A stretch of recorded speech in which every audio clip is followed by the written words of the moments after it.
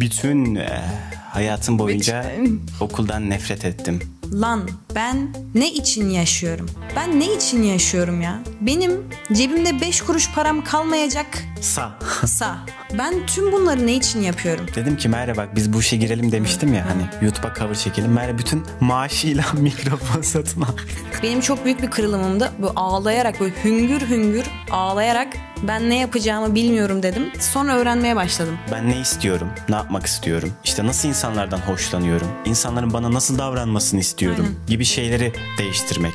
Ya kız benim odama geliyor, cüzdanımdan para alıyor. Kız benim odama giriyor, çekmecemden sigaramı alıyor. Kız benim odama giriyor, Merve sende çok vardır deyip bir şeyimi alıyor. Dolabımı açıyor, kıyafetimi alıyor. Sen sadece göte geldiği zaman bir şeyleri değiştiriyorsun demektir yani. Zaten. Evet. Çünkü o kırılım senin ağzına sıçıyor. Ağzına sıçla onu yaşıyorsun. Onun için bence biraz şöyle koltukta değil mesela yerde otursak şunun önünde. Yerde mi? Ha.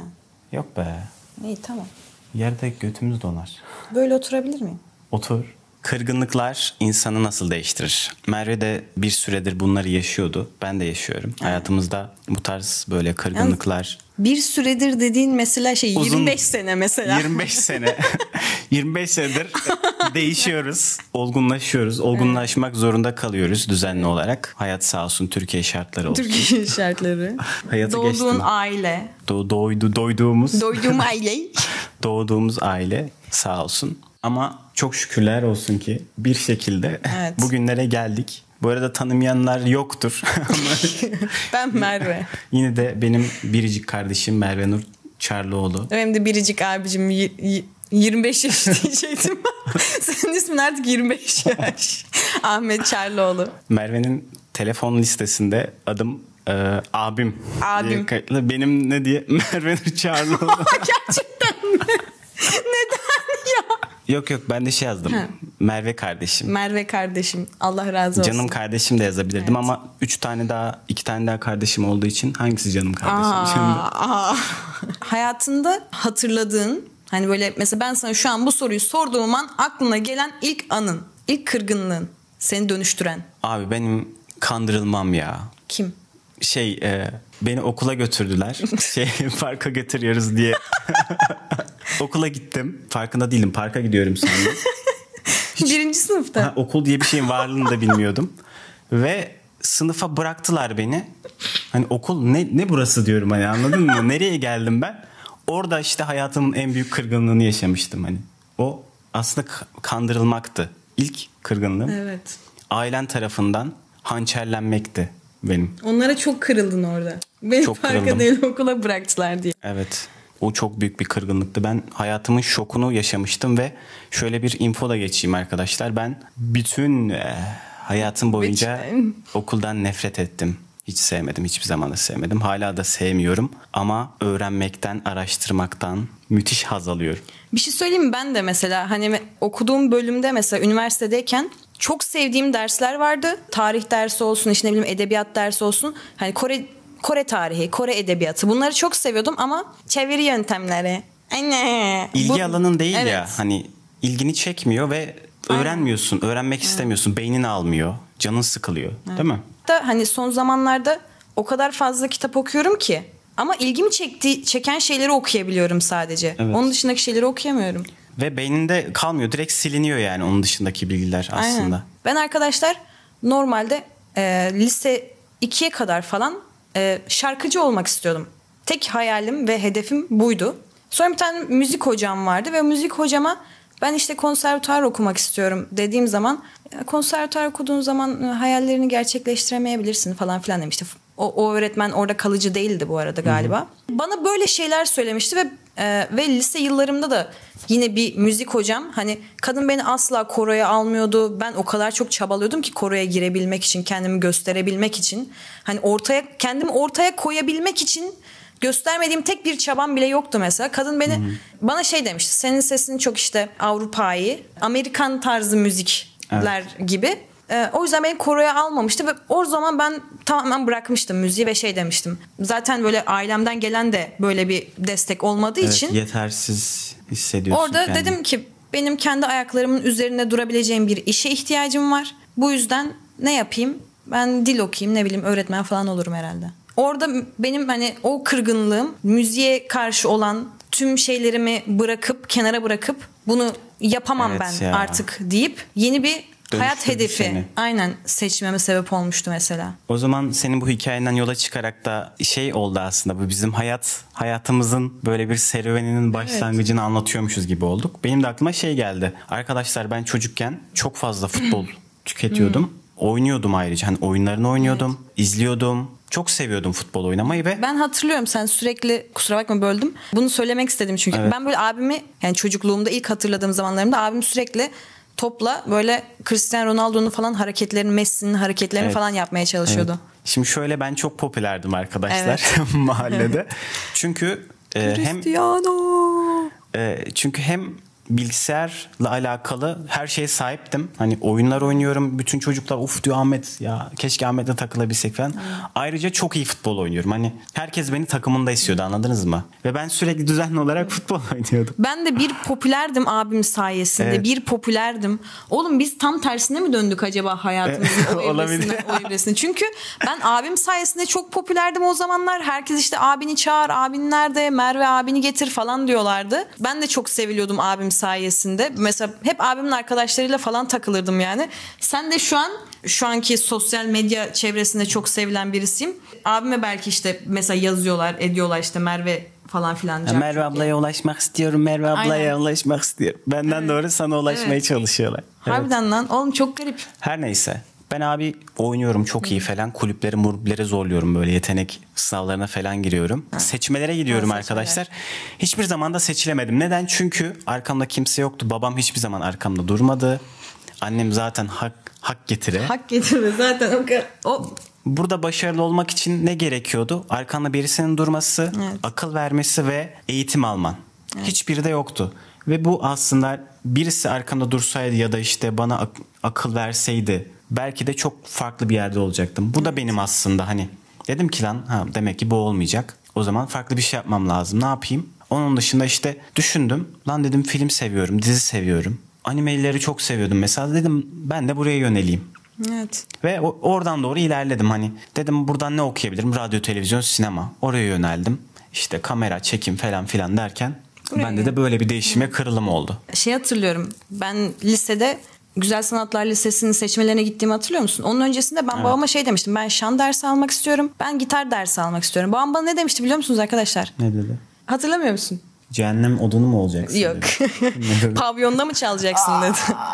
Hani abi yani. Evet, gerçekten hani bütün şeyini yok edecek, motivasyonunu. O lise seçmesinde ben 1000 kişi falan girmişti o sınava. İlk 50'ye girmiştim ama ilk 20'ye girmem gerekiyordu. İlk 50'ye kadar girebilecek bir yeteneğim vardı yani orada. Orada bir potansiyel vardı. Bu her zaman benim çok kalbimi kırmıştır. Daha sonra ne yaptım? Anadolu Lisesi'ne gittim. Dedim iyi, kafam çalışıyor, bari Anadolu Lisesi'ne gideyim yani. Evet, aslında bizim hayat sürecimizin de gidişatı da bu şekilde oldu arkadaşlar. Evet, ilk kırılımlar. İlk kırılımlar. Çoğu insanın hayatındaki kırılımlar da bu şekilde oluyor yani. Hani hayallerinden kırılıyor ilk başta. Evet. Hayallerimiz kırılıyor ve bambaşka şeylere dönüşüyor değil mi? Evet, çünkü hayat devam ediyor ve hani o hayatı nasıl sürdürebilirim? Zihin böyle çalışıyor bence. Hani tekrar ayağa kalkmam gerekiyor, ne yapabilirim? Benim her zaman içimde şey vardı. Lan ben bir şirkette, bir yerde çalışmak istemiyorum hiçbir zaman. Hani asla. Birisinin emrinin altında çalışmak istemiyorum. Bir şekilde kendi işimi yapmak istiyorum. Nasıl yapabilirim? YouTube vardı o zamanlar. YouTube yapmayı çok istedim her zaman. Ve kendi çabalarımla denedim. Bir şeyler yapmaya çalıştım. Çok da güzel şeyler yaptığımı düşünüyorum. Ama tam bilmediğim için işlerin nasıl gittiğini o zaman. Deneyimim de yoktu fazla. Başarılı olamadım ve arkamda kimse de olmadığı için destek olan bana. Dedim ki ya bu olmayacak herhalde. Aslında bak orada da bir kırılım yaşadım ben. Olmayacak ya bu dedim ve bıraktım. Dedim bari kendi işimi yapmaya çalışayım. Freelance işler yapayım dedim. Mesela orada da bir kırılım yaşamışım. O işleri yaparken de bir süre sonra para kazanıyorsun falan filan. Büyüyorsun, olgunlaşıyorsun ve daha farklı şanslar arıyorsun hayatta, böyle bakıyorsun. Nereden bir şeyler yapabilirim? Nasıl daha çok para kazanabilirim? Nasıl daha rahat olabilirim? Sevdiğim işi yapabilirim derken evriliyor. Sonra da işte Merve ile bir imkan gördük, şans gördük. Merve de o sıralarda. Aynen, burada çünkü buranın kırılımı biraz şeydi. Burada çok sert bir kırılım vardı bence. Hani aileden kopmayla alakalı bir kırılım vardı. Evet. Çünkü benim üniversitem bitmişti. Üniversiteden eve geri dönmüştüm ve o evde çok uzun yıllar sonra ilk defa anne, baba, işte ablam, sen, ben birlikteydik. Yani sadece Elif ablam yoktu. Evet. Hani tüm aile birlikteydik ve artık hani belli bir yaşa geldikten sonra aile evinde olmak insana biraz zulüm gibi geliyor. Çünkü çok zor geliyor. Yük gibi hissediyorsun. Kendini çok büyük bir yük gibi hissediyorsun. Çünkü senin para kazanman gerekiyor. Kendi hayatını kurman gerekiyor. Onların gözünde. Ya da aynen eve destek olman gerekiyor. Üniversiteden dönerken dedim ki ablama bana bir iş bulur musun?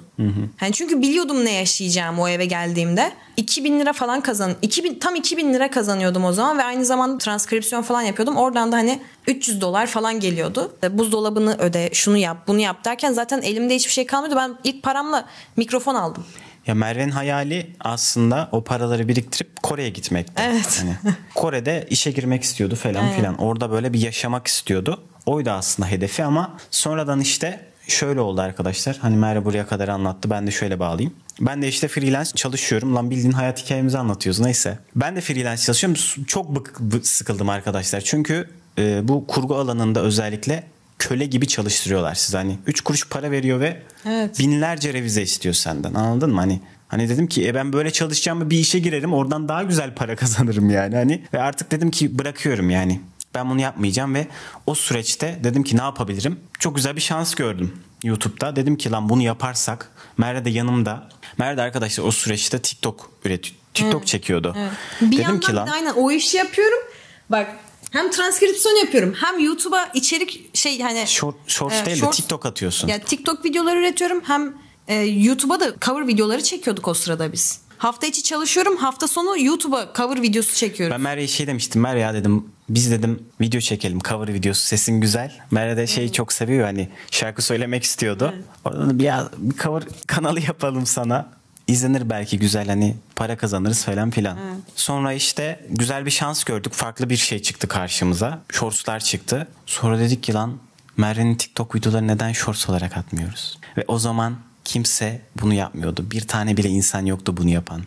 İlk ben gördüm onu ve dedim lan neden böyle bir şey? Merve'nin bütün TikTok videolarını günde 10 tane video koyuyordu. Aynen. Ve bunu arkadaşlar bir süre yaptık ve bir şeyi gerçekten çok istersen ve doğru bir şekilde plan yapıp doğru zamanda harekete geçersen gerçekten başarılı olabiliyorsun. Oradan da buraya kadar geldik. Buradaki kırılım bende şu şekildeydi. Şimdi biz bunları böyle çok normal ve böyle çok kolaymış gibi anlatıyoruz ama o sırada bizim evin müthiş içerisinde bir baskı var evin içerisinde. İkimize karşı bir ağzımızı ediliyor yani. Evet, çünkü para kazanamıyoruz. Ben işi bırakmışım. Eve para veremiyorum hiçbir şekilde.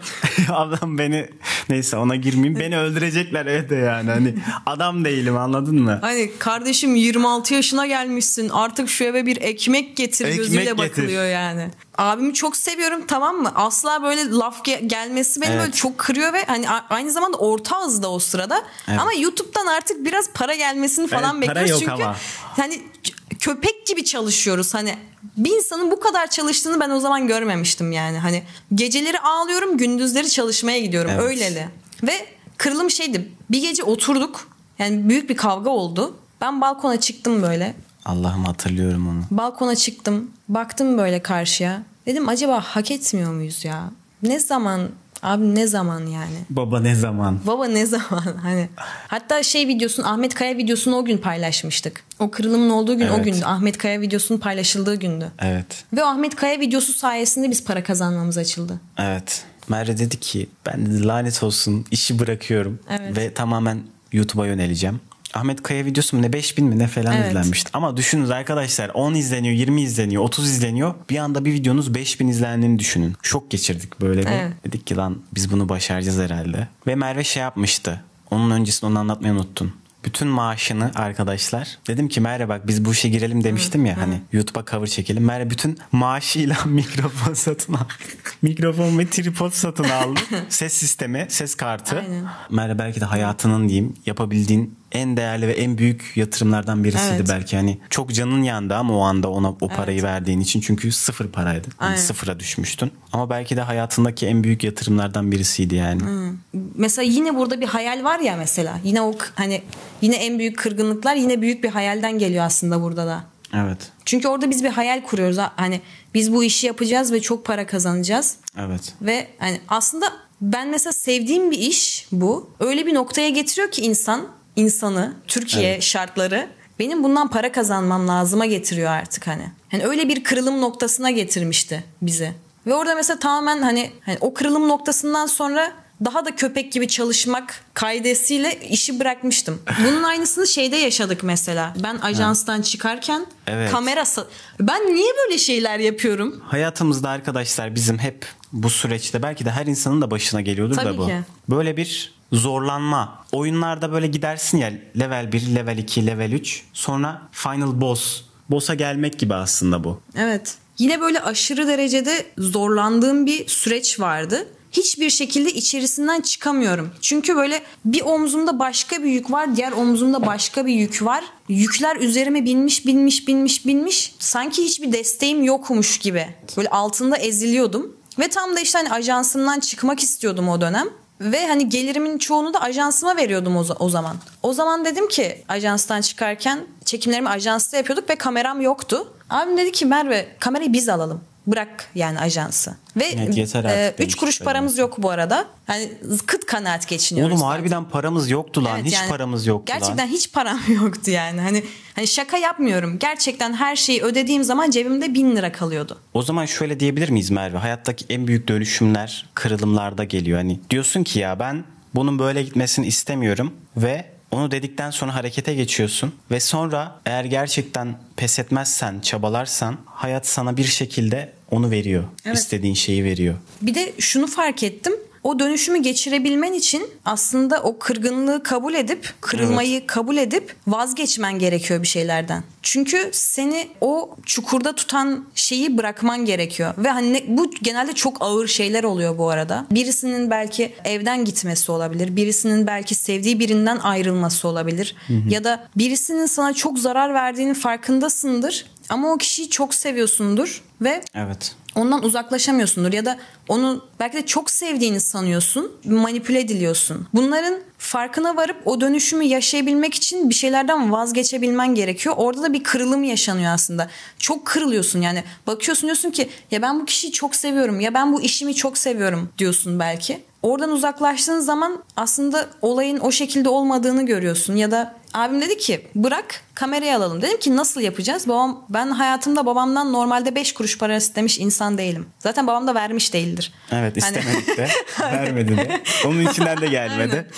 O yüzden benim için çok büyük bir olaydı. Babamdan borç aldım. Gittik bir liste oluşturduk ne kadar şey diye. Kamerayı aldık. O ay arkadaşlar kameranın ilk taksidini ödedim. Ajansa parayı verdim. Borçlarımızı kalan diğer borçları ödedik. Evin dolap masrafını yaptım. Evin kirasını ödedim. Bilmem ne carçurt. Her şey bittikten sonra yemin ederim ki cebimde senin borçlarını ödemedik. Cebimde 5.000 lira kalmıştı ve abimin ödenecek hala 30.000 lira borcu vardı. Arkadaşlar ben borsa yapıyorum. Evet sen kriptodaki paranı şey yaptın herhalde. Ben borsada param vardı. Borsada. Düzenli olarak borsa işleriyle ilgileniyorum. Dedim ki lan hani zor durumda kaldığımız için benim borcum yoktu aslında. Orada bir şeyin borcu vardı. 30.000 lira kapatamamıştık. Her neyse dedim ki lan yapacak bir şey yok. Hani o paradan vazgeçtim. Dedim Merve al hallederiz bir şekilde. Aynen. Ya oradaki kırılım da bende şu şekildeydi. Hani ama o zaman da o para çok büyüktü be. Çok Şu an büyük. Çok küçük arkadaşlar da o zaman o para gerçekten çok büyük paraydı. Ya çünkü kenarda tuttuğum bir para. Oradaki kırılım şu şekildeydi aslında. Lan ben ne için yaşıyorum? Ben ne için yaşıyorum ya? Benim cebimde 5 kuruş param kalmayacak.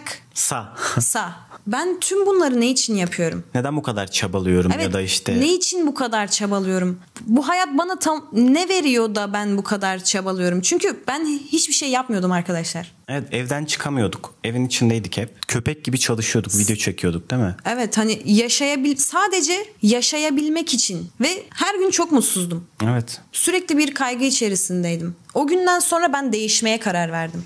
Evet, o günden sonra başladı değil mi? Evet. Şey demiştim en son. Ben gerçekten ne yapacağımı bilmiyorum. Bu cümleyi kurduktan sonra benim çok büyük bir kırılımımda böyle ağlayarak, böyle hüngür hüngür ağlayarak ben ne yapacağımı bilmiyorum dedim. Ve sonra öğrenmeye başladın. Evet, sonra öğrenmeye başladım. Çünkü ilk defa sordun kendine, ben ne yapmak istiyorum? Ben nasıl bir hayat istiyorum? Ben nasıl bir yol çizmek istiyorum diye. Evet. Gele bir gidişat vardır ya, akışta. Yuvarlanmak yerine dedin ki ben mutlu olduğum bir yol istiyorum dedin aslında. Evet. O kırılımda oradaki de. Evet. Ondan sonra mesela hani tabii ki bu bir anda aydınlanmıyorsun. Lan! Tabii. Bu şöyleymiş. Birikim bu oluyor böyleymiş işte. Değil. Hani, yılların birikimi. Evet. Hani böyle yavaş yavaş tek tük görmeye başlıyorsun. Ya aslında şu şöyleymiş. Bu benim hayatım için iyi değil. Evet. Bakıyorsun ya aslında ben bunu yapıyorum ama ben bunu bu şekilde yapmak istemiyorum. Şöyle yapmak istiyorum. Ya da hani bilincin artık açıldığı için sana doğru gelen yanlış bir şeyi de görüyorsun. Evet. Aa bu yanlış diyebiliyorsun. Gerçekten hayattaki kırılımlar insanı öyle bir dönüştürüyor ki sen hani mesela derler ya çok değiştin sen. Aslında insan orada değişmiyor yani hani kendi içinde nasıl bir insan olmak istediğini hani aslında nasıl bir insansan ona geri dönüyorsun. Ya bence değişiyorsun da ya. Sürekli değişiyoruz zaten de. Hı-hı. Senin kastettiğin şey bence şöyle, hani kişiliğinin değişmesi, karakterinin değişmesi gibi değil de. Karakter değişmez zaten. Yani çok zor değişir yani karakter. Şey gibi hani böyle anlattık ya işte hani ben ne istiyorum, ne yapmak istiyorum, işte nasıl insanlardan hoşlanıyorum, insanların bana nasıl davranmasını istiyorum gibi şeyleri değiştirmek. İşte kendine dönüyorsun derken onu demek istedim aslında. Hı. Çünkü kendine dönmeden nasıl bir insanın nasıl sevdiğini, nasıl insanları sevdiğini, çevrende nasıl insanlar olması gerektiğini de tam olarak bilemiyorsun. Rastgele birileri geliyor senin yanına oturuyor. Ben seninle arkadaş olacağım. Ol. Tamam hadi arkadaş olalım. Evet, sen ol diyorsun değil mi? Aynen. Madem geldin tamam ol diyorsun hani, ama olmuyor yani. Evet. Ve öyle olduğunda da çok büyük yaralar almaya başlıyorsun. Evet, kesinlikle. Hem de çok büyük yaralar alıyorsun yani. Rastgele insanlarla gerçekten arkadaş olmayın. Belli bir kriteriniz, hedefleriniz, hayalleriniz ölçüsündeki insanları alın hayatınıza. Almaya dikkat edin diyelim. Mesela benim arkadaşlarla alakalı da ilk kırılımımı hatırlıyorum. Çok gariptir. Çok net hatırlıyorum. İlkokuldayım. 3 kişilik bir arkadaş grubundayız. 3 kişiyiz ya. Şu 2 kişi beni çok seviyor. İkisi de beni çok seviyor ama. Birbirlerini de seviyorlar ama hani en çok beni seviyorlar. Ve böyle beni böyle paylaşamıyorlardı. Ben mesela işte isimlerini de hatırlıyorum. Esra'ya gidiyordum. Özge çekemiyordu. Özge'ye gidiyordum. Esra çekemiyordu. Yani böyle birbirlerini kıskanıyorlardı falan. Evet. Sonra beni ettiler. Ve ben bu döngüyü üniversite yıllarıma kadar yaşadım. Üniversite yıllarımda da bir arkadaş grubum vardı. Hepsi beni çok seviyordu. Sonra ben şey dedim. bunaldım. Sonra beni ettiler. Daha doğrusu ben oradan ayrıldım. Sen ayrıldın ya. Çünkü evet, arkadaşlar, bu arkadaşlar hep hayatımızdaki bizim seçtiğimiz insanlar olmuyor. Rastgele hayatımızda beliren insanlar oluyor ve şey oluyor, hani diyorsun ki lan bu iyi bir insan, eğleniyorsunuz falan, akıyor zaman, ama o insanı sen seçmedin ve senin için doğru birisi değil, ya da işte hayat görüşünüz, hedefleriniz farklı, belki çok boş birisi. Evet. Ya da işte hani kötü alışkanlıkları var, kötü ortamı var, ama sırf güzel vakit geçiriyorsunuz ve o an işte tanıştınız diye, ortaklık oldu diye arkadaşsın. Evet. Böyle çok arkadaş var bu arada. Ve bunların hiçbir anlamı ve yani vardır anlamı illaki. Bazen çok şanslı oluyorsun. Diyorsun ki lan çok kaliteli bir insanla tanışmış oluyorsun. Evet. Ama çoğunlukla da genelde Merve'nin anlattığı gibi insanlar oluyor. Ve ediyorsun sen de. Ediyorsun sen. Orada gerçekten öyleydi, hani çoğunlukla da benimle arkadaş olan insanların çoğu beni bir duvar olarak kullanıyordu. Konuşuyor. Atıyor böyle. Boşaltıyor içindeki her şeyi boşaltıyor, sana. Aynen. Kullanıyorlar seni. Konuş. Hiç bana sormuyor. Bunları dinlemek istiyor musun? Benden dönüş almak gibi kaidesi de yok. Boşaltıyor ve gidiyor. Çöp boşaltıyor ve gidiyor. Merve onların. Evet, hani çoğunlukla hep böyleydi. Ve bu çok yaralayıcı, kırıcı bir şey yani. Bir de hani ben herkesi dinlerim. Benim için bir problem değil yani. Ben seni dinlerim, sana yardımcı olmak isterim. Zaten benim hayattaki en büyük kaidem budur. İnsanlara yardımcı olmak. Psikoloğumla konuşuyoruz mesela. Diyor ki hani Merveciğim, acaba çevrendeki bu insanların toplamında ne var? Ne görüyorsun? Yardım etmişim Güneş Hanım. Ya. Yardımcı olmuşum hep bu insanlara. Hep böyle bir boşaltım var. Dediğim gibi eğer ben seçseydim bu insanları, evet, böyle bir insan seçmezdim. Ve bu yardımı da aslında hep karşılıksız yapıyorsun. Hani sevgiden, içindeki sevgiden. Evet. Ve onlar da bunu kullandılar son damlasına kadar her zaman maalesef. Evet. Bunun da muhtemelen çocuklukta bir kırılımı vardır. Ya. Aslında düşündüğün zaman öyle. Diyorsun ya işte hani hiç kimse hani hiç destek olunmadı falan. O yüzden sen aslında yardıma ihtiyacı olan birini gördüğü zaman yardım etmek istiyorsun. Evet, içinden o geliyor çünkü onu iyileştirmek istiyorsun aslında. Evet. Sana yardımcı olmadılar, sen yardımcı olmak istiyorsun.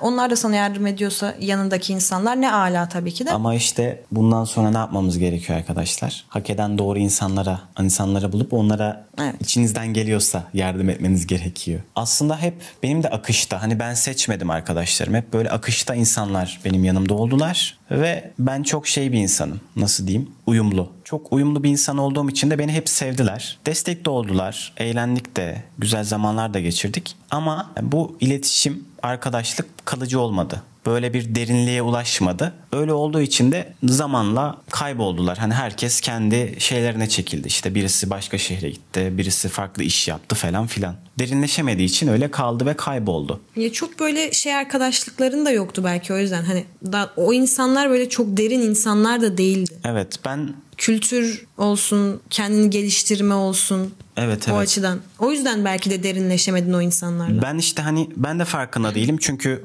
nasıl birisi olduğumun, işte nasıl insanları sevdiğimin, nasıl insanlarla vakit geçirmek istediğimin farkında değilim. Öyle akışta diyorum eğleniyoruz, takılalım. Ama öyle değil yani, hani adam benimle aynı derinliğe inemiyor. Benim konuşmak istediğim şeyleri konuşamıyor. Beni anlayamıyor, hislerimi, duygularımı.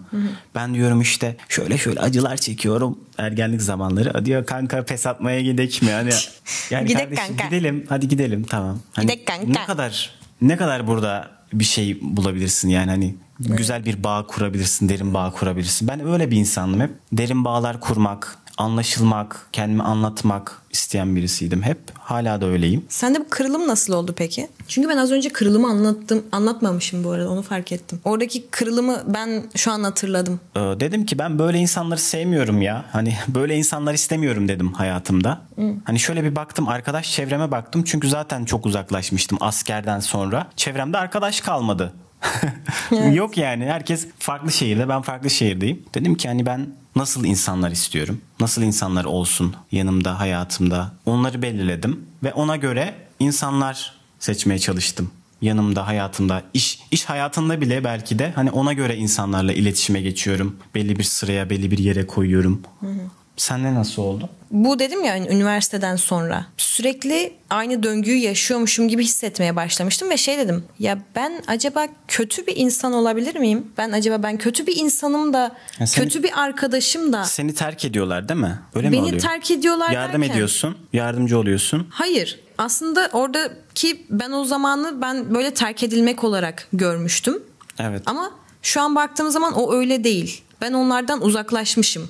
Ve uzaklaştığım için de onlar bana bir tavır almışlar. Ve hani şunu demiştim, hani ben kötü bir insan mıyım acaba diye düşünmüştüm. Ve hani hepsini böyle bir düşündüm. Yukarı çıktım. Binanın tepesine çıktım ve aşağıya doğru baktım gibi düşünün. Ya kız benim odama geliyor, cüzdanımdan para alıyor. Kız benim odama giriyor, çekmecemden sigaramı alıyor. Kız benim odama giriyor, Merve sende çok vardır deyip bir şeyimi alıyor. Dolabımı açıyor, kıyafetimi alıyor. Arkadaşlarıyla görüşecek, tek kalmamak için beni çağırıyor yanına. Ben de bakın yine aynı noktadayım böyle, hani miyim ben? İlk yardım çantası mıyım? Kullanılan bir şey miyim? Bir eşya gibi görülüyorum arkadaşlıklarımda. Evet. Ben onlara aitmişim gibi. Onu fark etmiştim yani orada. Sonra dedin ki I'm sorry.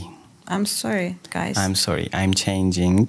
Ben değişiyorum ve böyle insanlar istemiyorum hayatımda. Aslında çaresizlik. Çaresizlik seni bir çare bulmaya itiyor. Çare bulmak zorunda bırakıyor. Yaşadığın şeylerin hepsinin ortak noktasına bak, bir de çaresizlik var mesela. Ama şimdi şöyle bir şey de var. Her zaman da değil, şimdi çok büyük değişimler getiriyor evet. Çaresizlik, kırılmalar. Ama sadece buna da bağlı değil yani. Öyle oluyorsa demektir, hani sen sadece göte geldiği zaman bir şeyleri değiştiriyorsun demektir yani.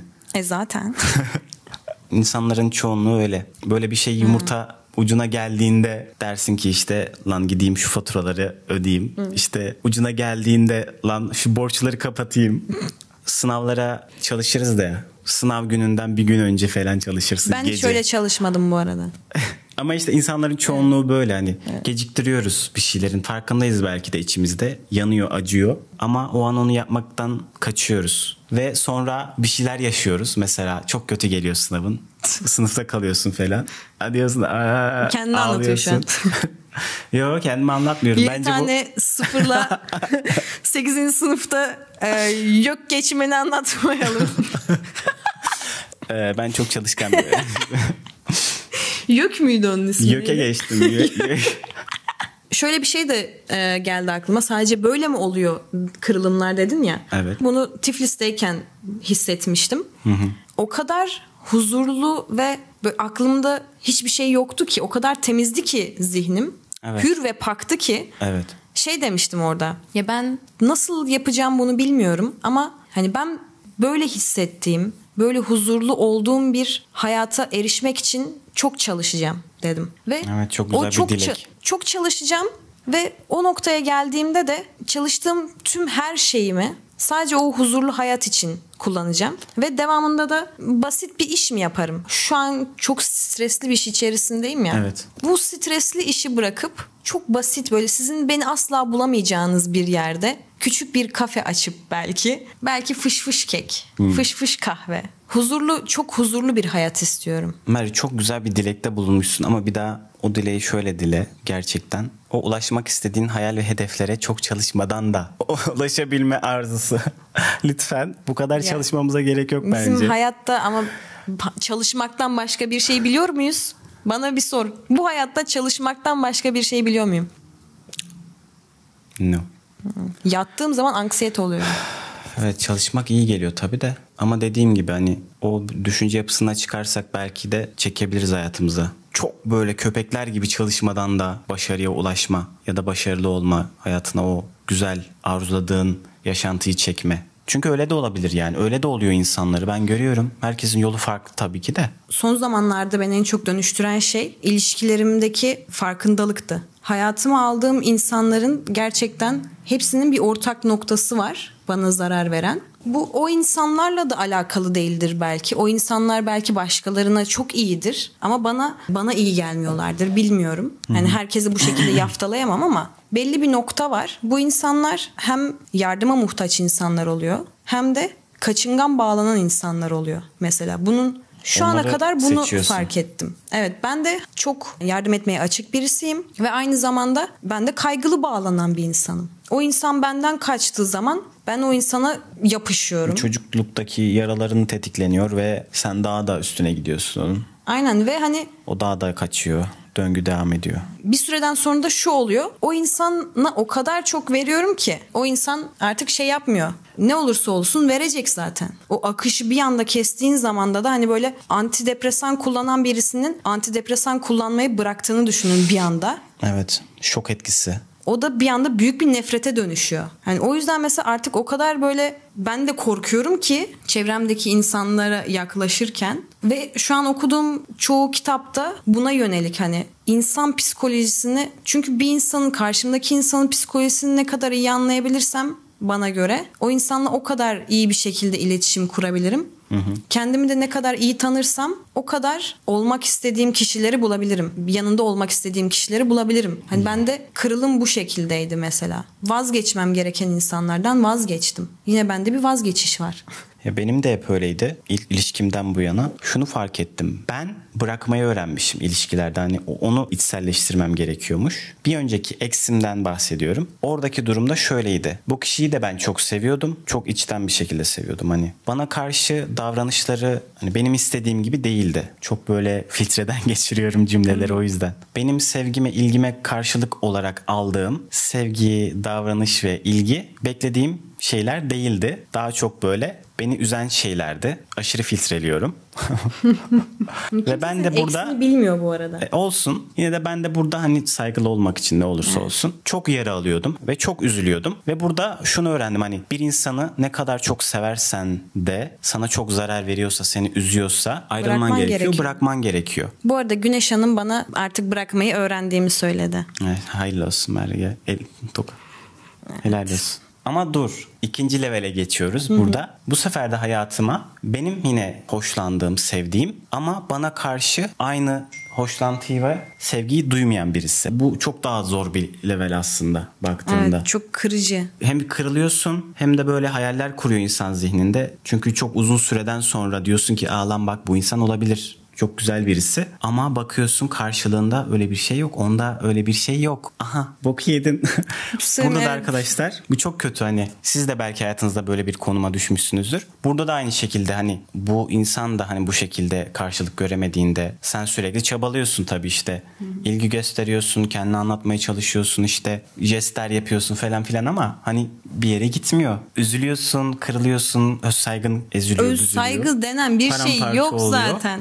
Sonra ne yapacaksın? Diyorsun ki artık tamam hani elimden geleni yaptım, bırakmam lazım. Ve o bırakış da hiç kolay bir bırakış değil. Onu kabullenmek ve onu da bıraktım. Ve bu da tabii insanda çok büyük bir şey uyandırıyor içinde. Lan diyorsun helal olsun. Hani helal olsun bana. Evet. Şu anda ben bırakmayı tekrar hani farklı bir şekilde bırakmayı öğrendim. Ve mesela bunu gördükten sonra arkadaşlarımın hayatlarındaki ilişkilere falan düşünmeye başladım. Hayatımızda bağlandığımız bazı şeyler var bazı noktalarda ve biz bu bağlandığımız şeylerin farkında olmuyoruz, o bağlılıkların. Çok küçük geliyor, hani çok değersiz geliyor ama aslında o senin bağlanmanı sağlayan ve bağlanmaktan kopamadığın ya da işte o bırakamadığın şeyin temsilcisi aslında.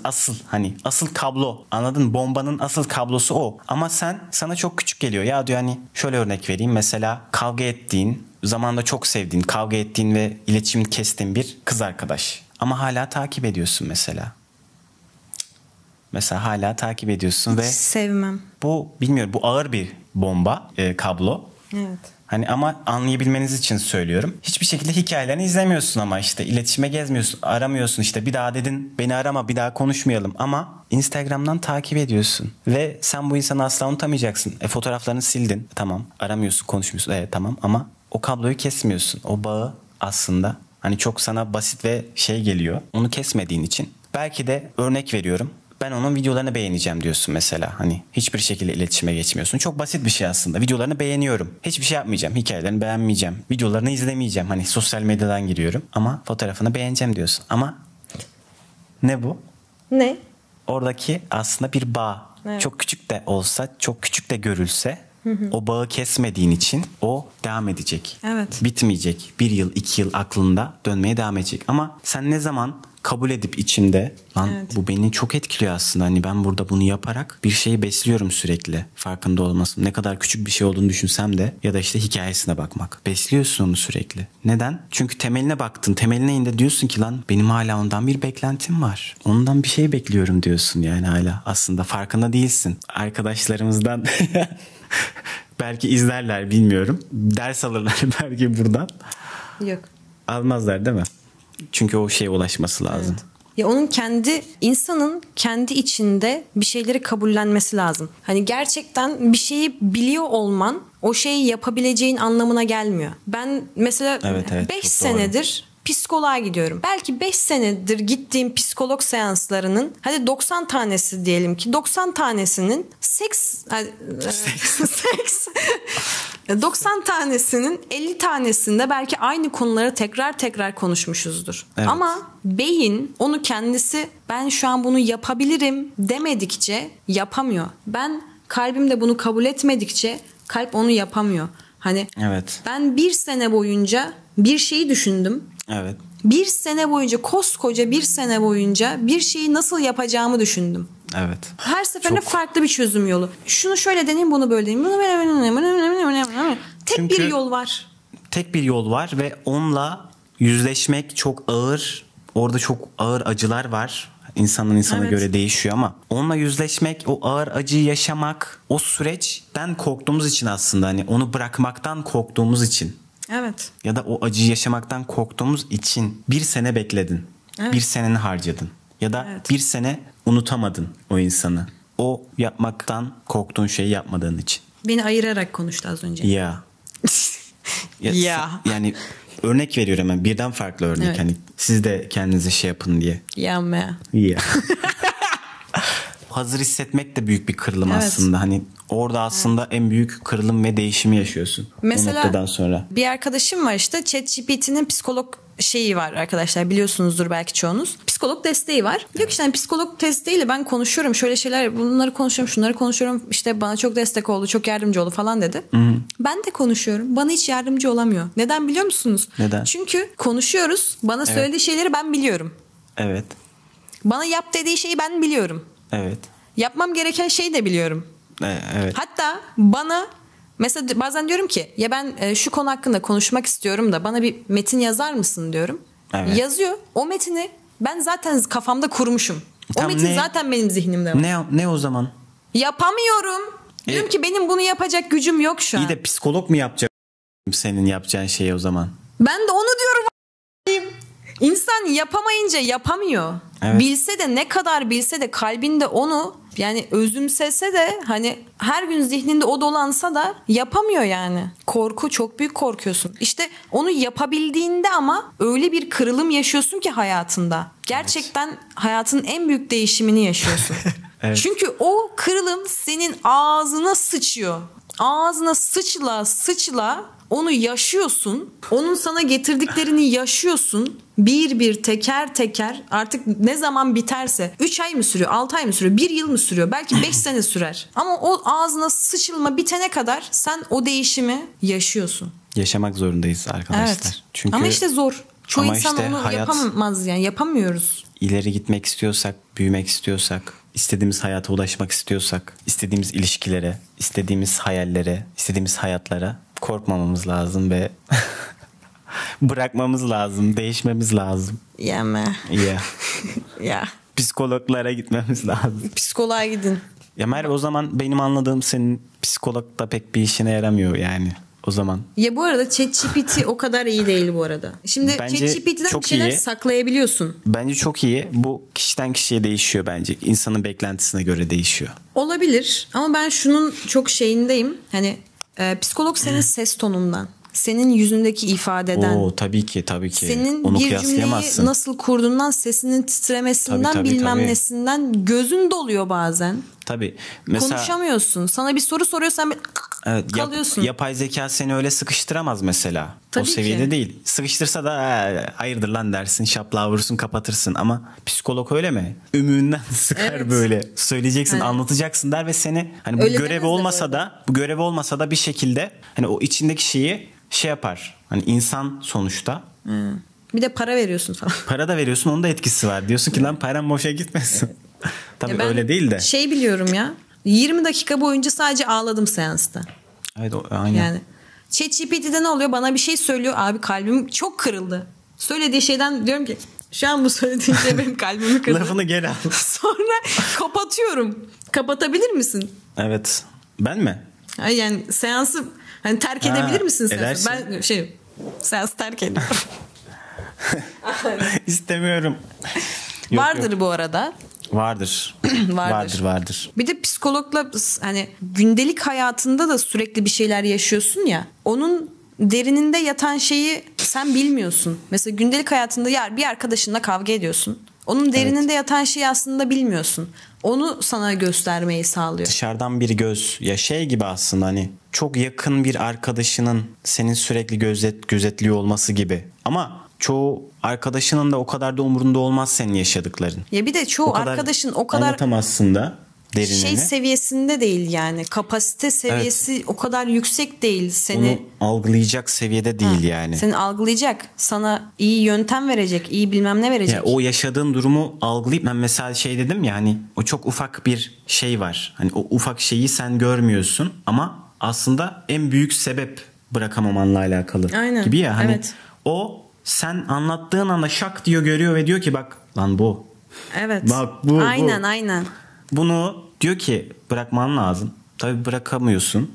Ama işte o gücü edinene kadar destek oluyor sana. Bir de şöyle bir şey var mesela. Şimdi arkadaşınla konuşuyorsun, anlatıyorsun. Kanka şöyle şeyler yaşadık. Çok üzülüyorum.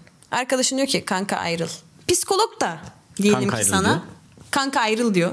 Yeah. Ama o kanka ayrılın altında sana bir şey söylüyor. Mızraklıyor seni. Tamam mı? Yeah. Sen bir ay o mızrağı düşünüyorsun. O mızrağı düşündükçe senin içinde bir şeyler akmaya başlıyor. İçinde bir şeyler. Duygular Çünkü mı? kalbin tıkanık. Orada bir tıkanıklık var. O şey akmaya başlıyor. Hani Evet. orada bir kırılım.